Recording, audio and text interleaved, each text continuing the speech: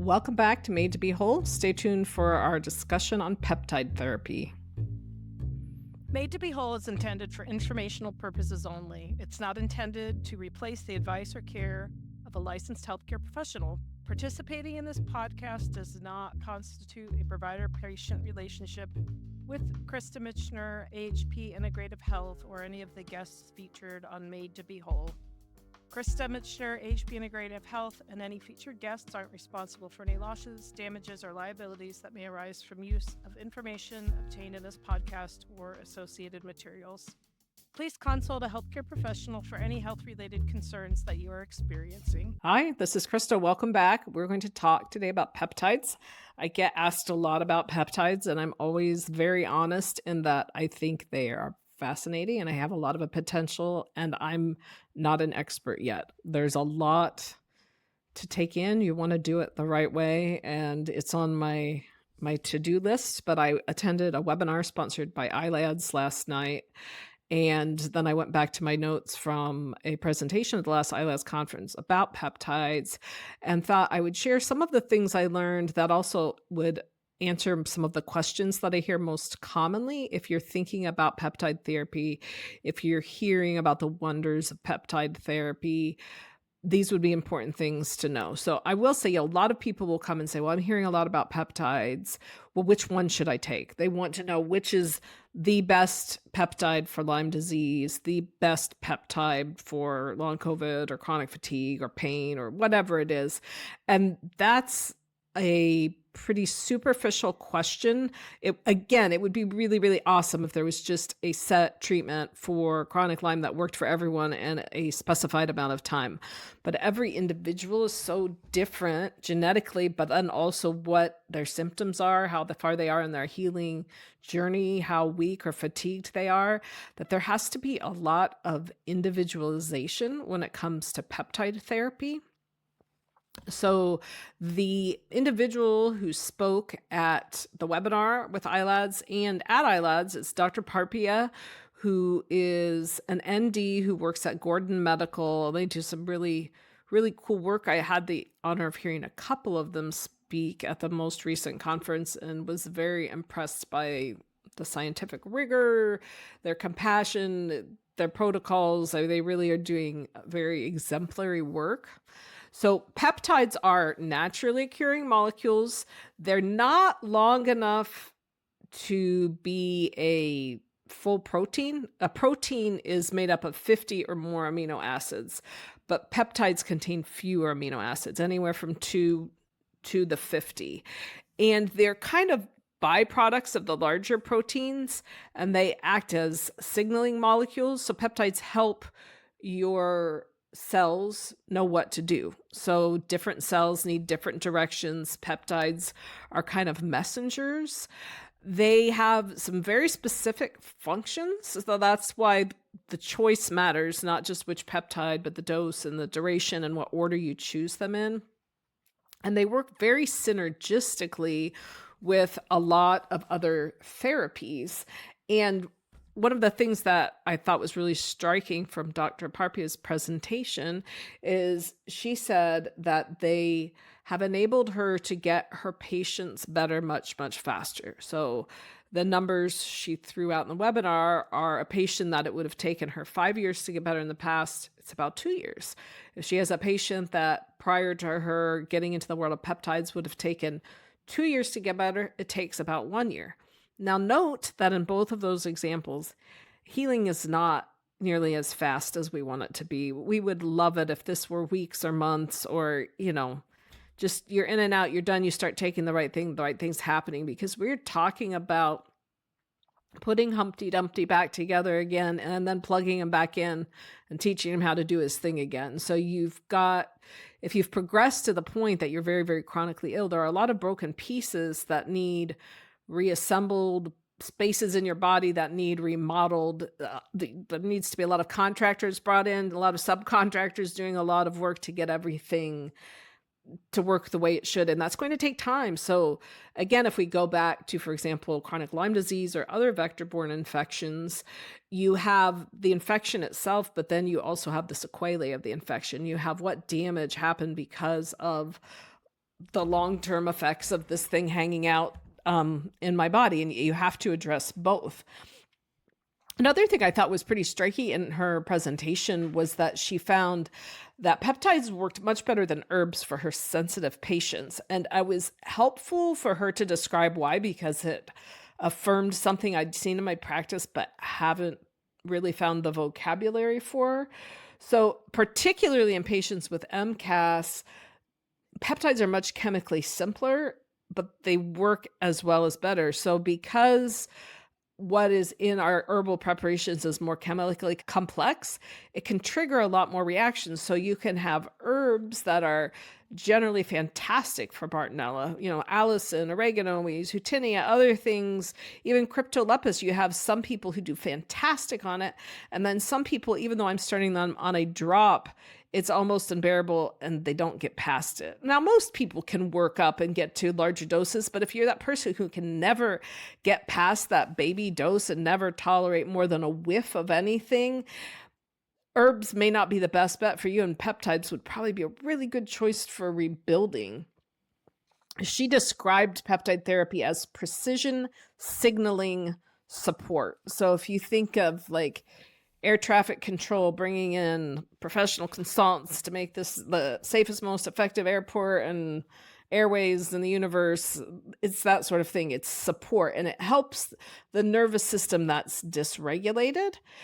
Now, she also pointed out, which we've talked about before, but I want to reemphasize, that rarely is there one infection. And we know that rarely does somebody just have Lyme. Sometimes, yes, it does happen, but just Lyme is rare. Just one toxin is rare. Somebody who has a high toxic load, whether it be from mold, other environmental toxins, microplastic, fumes, all these different things, rarely is it's just, you've just got a high level of this one thing. You've just got kind of a toxic waste dump and your body's super, super out of balance. And so because of that, MCAS, which we discussed a few weeks ago, can have multiple root causes. Usually MCAS, mast cell activation syndrome, is the downstream effects of lots of dysregulations from multiple triggers. And if we can get our MCAS symptoms calmed down, the nervous system will be calmer and people will be easier to treat. She asked too, I thought this was a great question, when someone herxes, how often is it true die-off versus a mast cell response? And if we can help people detoxify and start detoxing before treatment, which she calls pre-toxing, which I loved, then they're going to be able to tolerate treatment better. She went through a lot of different peptides that I'm not going to talk a ton about because I don't want to pretend to be an expert on something I'm not. I'm going to talk about the principles associated with these, and hopefully I will be learning more and become more and more comfortable using them in practice. But she talked about the timing and the sequence of which you add peptides is a big, big deal. So KPV is a really, really popular peptide. It actually works against Candida albicans, which is that yeast overgrowth a lot of people have, against Staph aureus. It's great, but you've got to start small. And if you start with it first and you start with it with a higher or full dose, it may make you worse, but it doesn't mean it's not good for you or couldn't have a lot of therapeutic benefits. It means you've got to do some other things first and then add it slowly and build on. The GLP-1 agonist, which is like your semaglutide, or tirzepatide, which is Ozempic and Mounjaro, those are peptides. Those are peptides, and peptide therapy, including those peptides, can help inflammation. But again, the key is this the right thing and the right timing for this patient? And we've got to start low and go really, really slow. So when I start people on a compounded semaglutide or tirzepatide, because I'm trying to target inflammation, I'm using a fraction of the starting dose that they would use for weight loss or for diabetes, maybe a tenth or less of that dose, depending on the person and how sensitive they are, because we're trying to use them as basically mast cell stabilizers and to help the immune system calm down. GHK copper, those are copper peptides for hypermobility and restoring collagen. I'm very interested in digging more into that, because if you think of these collagen disorders we've discussed, like are compression syndromes, like the hypermobility that some people have. And they're so common with these infections, particularly Bartonella. But hey, if we have a peptide that can help rebuild and we can target that, that's really encouraging, because what the rest of medicine has to offer these individuals is pretty paltry as far as building back. Lorazepam is a peptide that's really good for leaky gut. TB4 frag. So that is a pretty popular one that you'll hear about in groups and other things like that. It stimulates T cell production. And we do find a lot of people with deficiencies in T and B cells, sometimes some immunoglobulin deficiencies. So I thought that was interesting that it could actually help make more T cells. And it implicates multiple different pathways for neurological recovery and reconnection, that brain plasticity. It can help with the regeneration of new cells and the regeneration of new blood vessels. She uses this, though, as an add-on. It's not something she would start with. It's in the process of things. TB4 frag could be a great fit for some people. Glutathione, which I love and talk about a lot, glutathione is a peptide. It's an antioxidant. Your body makes glutathione from cysteine. It does a lot of amazing things. It's actually a peptide that can remove some heavy metals and other toxins. But glutathione is not for everyone, at least not right away. I have had individuals who desperately need glutathione based on their genetics and their nutrient results.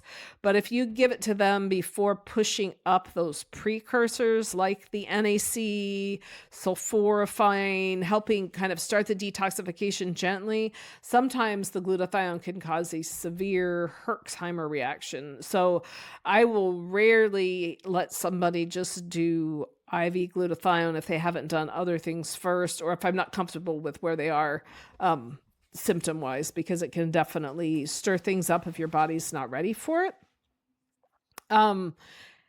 Going on to other peptides for other things, she talked about mitochondrial support, which is a big, big, big deal. Like, mitochondria are the part of your cells that make energy. They make ATP. They're what keeps everything going.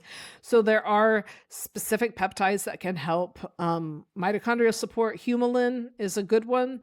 SS31, MOTS-C, it's good for metabolic reprogramming, and they change how energy is used. So a lot of cool things.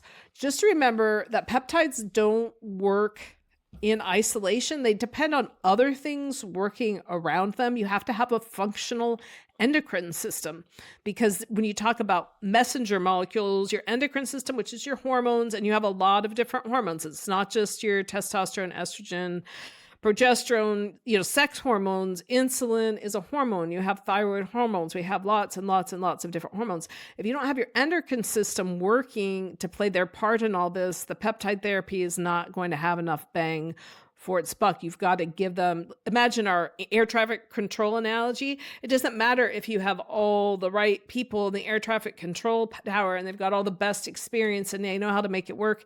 If the pilots don't show up or the people aren't there to clear the runway, like, you've got to have everything going for this to happen. One of the big questions is, where do I get peptides? What kind should I use? Great idea. So it used to be peptides were just injectables. They're can be given as subcutaneous injections. That works really, really well. Warning, though, you only want to get them from a compounding pharmacy because of purity. She told a story of a colleague whose patients had been doing really well. They switched to a different injectable peptide. They had got it online.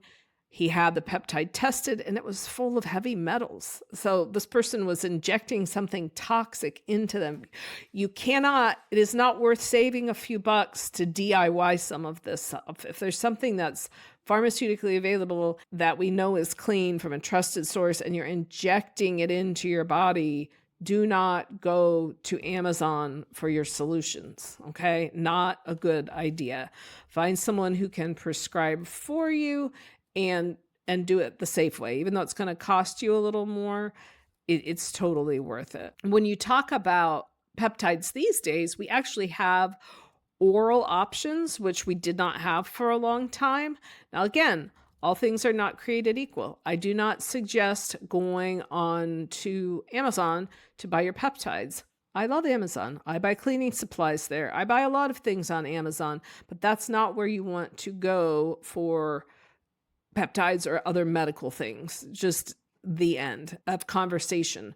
Dr. Kent Holtorf, I first heard him, I think it was about 5 years ago, but he has really led the charge on pioneering some excellent research to get some bioavailable oral peptides. And so that is an absolutely great resource. What I would recommend is using that brand. Now, I will say at this point, there may be other good oral ones that have followed suit. I just don't know what they are. So if you know one that has supported by good research, shoot us a message and we'll mention it online.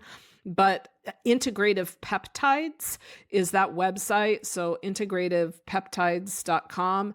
Dr. Holtorf does actually a lot of education too, which is really, really interesting. He's got some published protocols for using oral peptides to treat CIRS, which is that chronic inflammatory response syndrome.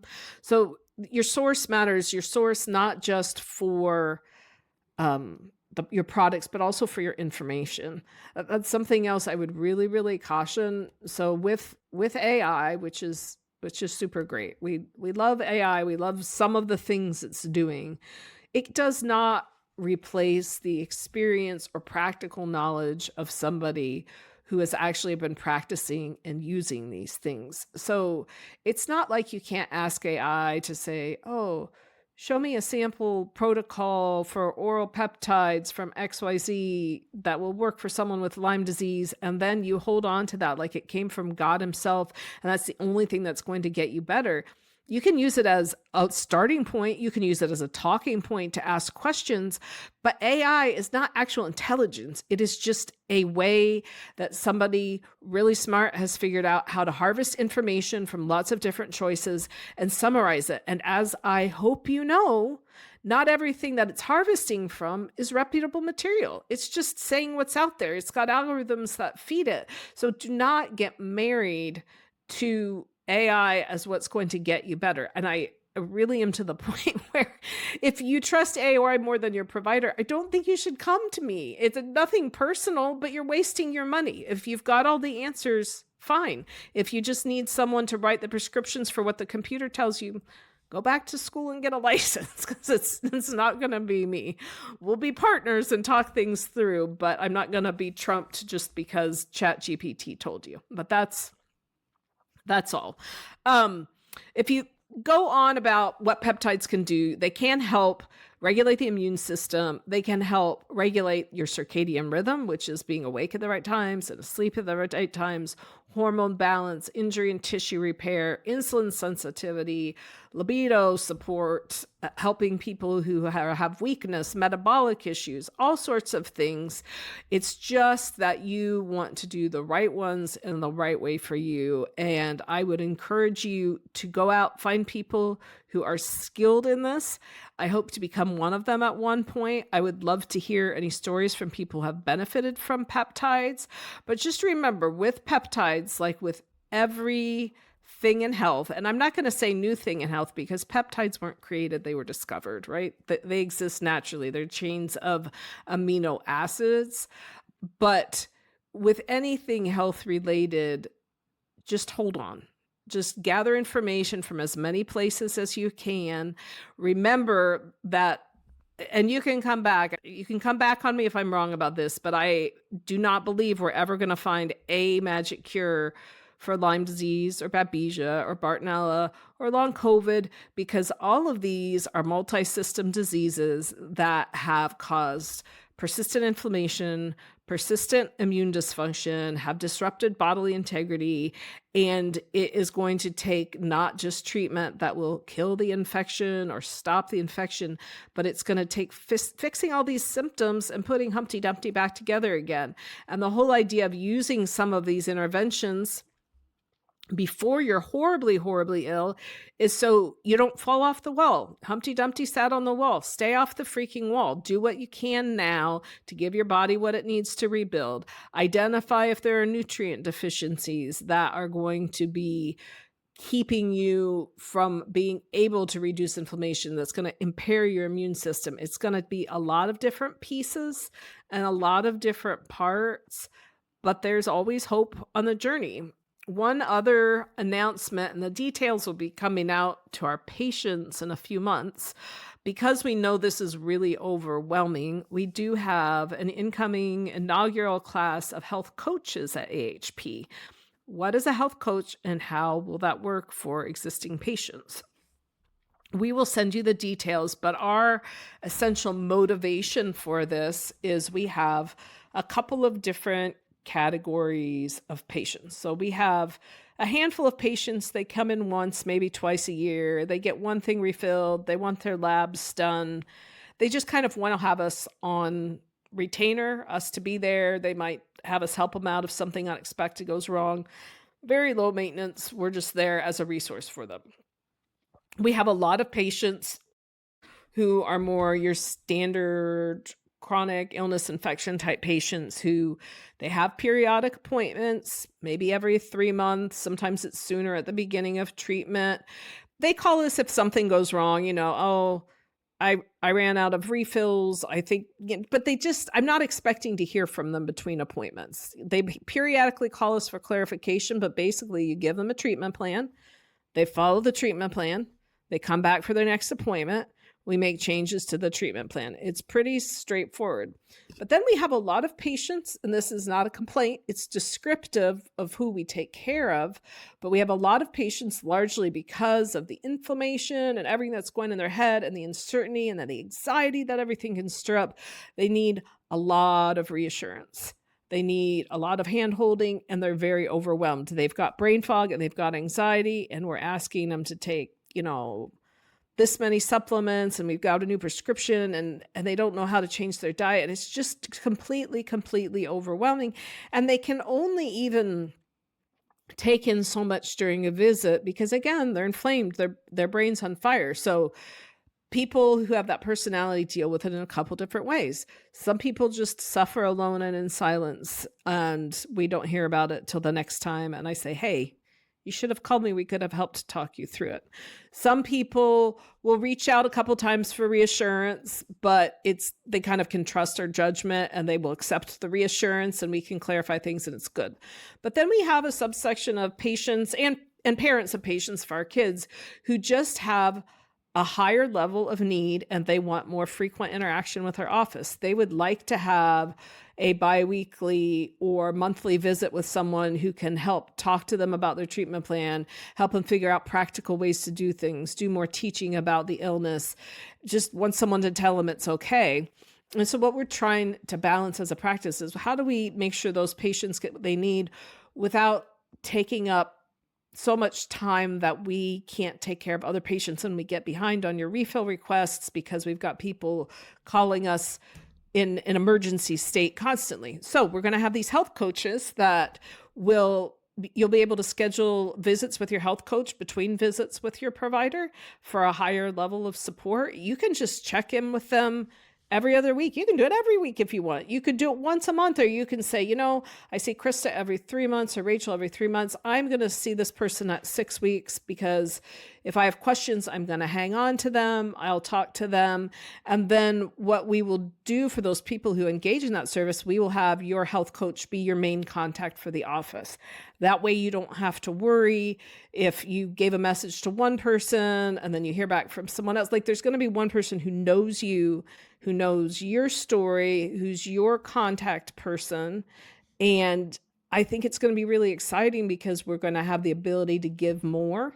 It will be an hourly fee because people don't work for free and I want them to be fairly reimbursed, but it will be less than my charges. And then what we're going to do to manage the needs between appointments, and we'll be putting all this in policies, but basically if outside of your appointment, you're using more than 15 minutes of staff time, then that starts to become billable.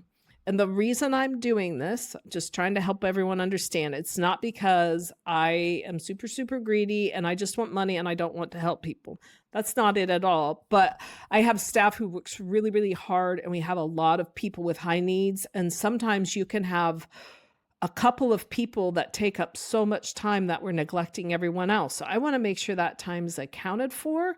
And if that person's frequently needing lots of time between visits, then let's get them more frequent health coach visits. Let's take care of that. I'm not doing this so I can catch the person who uses 17 minutes of someone's time instead of 15, but I'm doing it because there are individuals who, for example, will message me in the portal 5 times because there's a 5 portal message limit per month.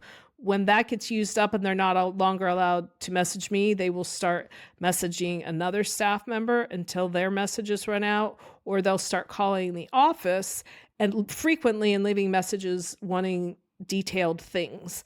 And that's not sustainable for us. And I also feel like it's not really fair to our patients, because if you are that driven and anxious and need that much affirmation, we're not really doing you a favor by constantly stopping everything to give it, because then you're going to need that to feel safe. What I would rather do is say, okay, highly anxious now at the beginning of this treatment. I'm going to meet with my coach once a week for a month, and then twice a week. And then every week I'm going to keep track of my symptoms. I'm going to have a notebook or open up the notes on my phone. I'm going to write down the things that are bothering me. And then I know I have a schedule to check in so that I have someone who I can talk to about this. All the health coaches are completing a functional medicine certification through the Functional Medicine Academy. So they're all doing that same core thing. So they'll be able to also help us with counseling on sleep, nutrition, a lot of other things that need done lifestyle-wise. And so they're going to have that, plus they're going to be trained with us. And then we also are hiring coaches who have the experience that matches our patients' needs. So of our first inaugural class of coaches, many of them are people who have been our patients, who have successfully completed treatment. Some of them are still in treatment. They all have at least an associate's degree plus the certification.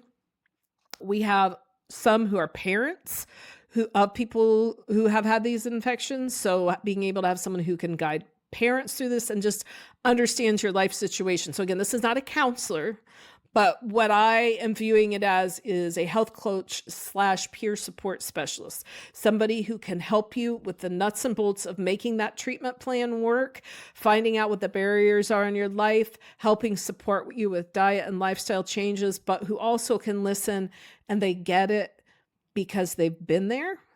All of them will report to our head nurse, who will report to me, so that there's like a chain of command and information so that everybody's happier. I really, really want my patients to be happy, and I want my staff to be happy. It's not my job to make everyone happy, but I'm trying to create systems that I think will be fair and work for everyone, because I know what it's like to feel anxious and to need reassurance. And I never want us to say, hey, well, I'm sorry, we can't talk to you. But I also need to say, okay, X person needs extra time and extra reassurance. Why don't we offer a service that can help provide that so they feel more security and they've got more support throughout this journey? So as we get the trainings completed, I'm going to bring all of the new health coaches on too, so you can meet them, learn about their background, what they experience. When our nurse does the intakes, she is going to suggest or assign people to specific health coaches based on what she knows about that patient's needs and kind of the strengths and personality of the coach and the individual needing help. So far, all females except for one. So we will have one male coach out there. But in all of this journey, I know change is constant if you're part of my life, whether you're part of my business or my family. I can't sit still. Change is always happening, but we're trying to build something better because we want it to be sustainable. And when I hear that sometimes things are falling through the cracks on our end, I want to create a system so that that doesn't happen, and everybody has like their assigned coach to make sure that happens. When I hear, on the other hand, people take advantage of my staff and calling multiple people, telling different stories to get what they want, that's not cool either. And it's not nice for the people who are playing the rules and being good boys and girls, because we're all on this journey together. We want to support you sustainably, and we don't want you to be able to know that we have resources set aside to meet your level of need, hopefully. Peptides will become more of our care, as we've covered today, but I would just encourage you to continue to have an open mind. There is not a singular cure. It's about having a mindset for healing and being open to truth wherever you find it, because truth is things as they really are, things as they really were, and things as they are to come. That's what truth is. And it takes a lot of work and discernment to be looking for truth. We can't just trust a government agency or a professional organization to filter and feed us truth, because everybody's got an agenda. I have an agenda. I try to be impartial. I think I'm doing what's right. Everybody's got an agenda, though. We've all got our own thing. So you just need to be aware of, like, when so-and-so organization says this, what's their lens? What are they trying to promote or protect? And that's why this journey gets sticky and messy too. And so peptides, cool, but there's a lot more to it. I think it's going to be an interesting addition, but I will continue to share with you as we make changes to try to improve the services that we are providing. We've got a couple of new part-time providers coming on with licenses in some surrounding states, because we're just hoping to expand our reach to be here for as many people who want help on their journey to healing. So remember to have hope, because you were made to be whole. Have a podcast question or suggestion? Text or call us on the podcast info line at 330-439-0686. Thank you for spending time with me today. If you like what you hear, please subscribe to be notified when new episodes release. And remember, you were made to be whole.